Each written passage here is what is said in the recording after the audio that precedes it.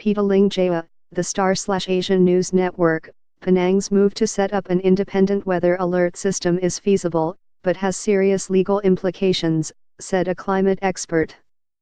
University Malahas Professor Azizan Abu Sama said that meteorological services in the region, such as those in Vietnam, the Philippines, and Thailand, track weather systems that move across the boundaries of countries.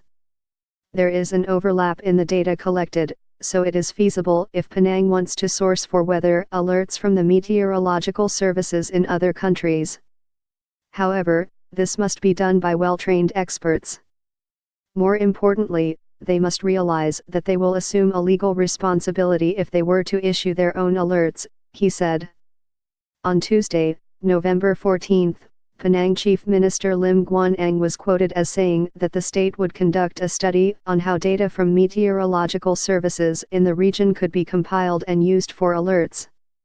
Lim, who was addressing the State Assembly during his winding-up address, reportedly expressed frustration over what he claimed was a last-minute red alert of heavy rain issued by the Malaysian Meteorological Department, Met Malaysia.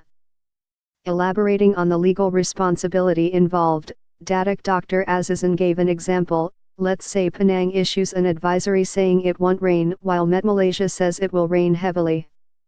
It then turns out that rain falls very heavily, causing floods.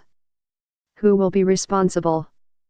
As a government agency under the Science, Technology and Innovation Ministry, Met Malaysia is the authorized body to issue alerts and is answerable to Parliament, said Professor Azizan. He said other agencies involved with weather emergencies, including the National Security Council and the National Disaster Management Agency, also operated under rules and regulations. When an agency forecasts that the water levels at a river will soon rise above danger levels, there is legal basis to instruct residents to move to safety.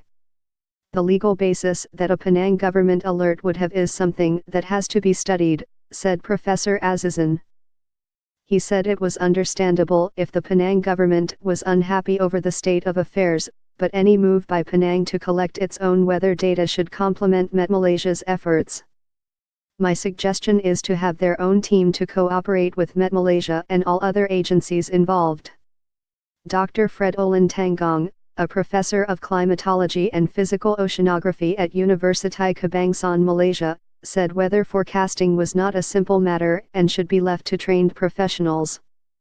We already have Met Malaysia, and if people don't understand the process of forecasting, perhaps a working visit to Met Malaysia will be helpful to understand what's being done and what are the constraints involved.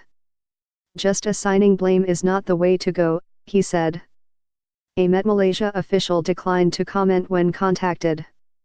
The department had earlier denied allegations that it was late in issuing a warning on the bad weather in Penang.